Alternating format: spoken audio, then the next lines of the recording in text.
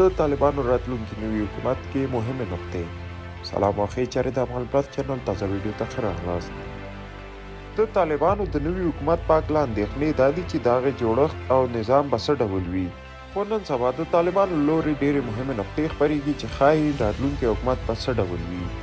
په قطر کې طالبانو سرچینو ته ویلي دي چې هغوی چې د مدرسې زیره یې نه وي خوړلي، طالبان باید ورباندې باور ونه کړي او مکتب او پوهنتون لوستونکو باندې باور مه کوئ. د طالبانو دننه دوه مشرانو عباس ستانکزي او سهیل شاهین عصري زده کړې یعنې ښوونځی او پوهنتون لوستی دی. خو دا لا رسما په ډاګه نه ده چې طالبان به په راتلونکي حکومت کې څه ډول کسانو ته اولیت ورکړي.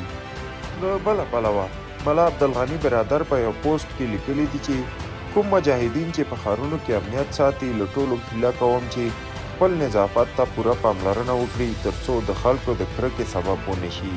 په راتلونکي حکومت کې د احمد مسعود شمول په هکله اندېښنې دي.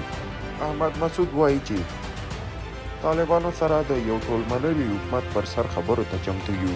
داسې افراطي حکومت کله هم نه منو چې هېواد او نړۍ ته ګواښ وي.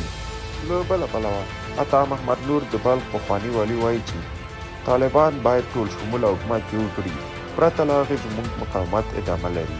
غواړو په قدرت کې شریک واوسو، دا زموږ حق دی.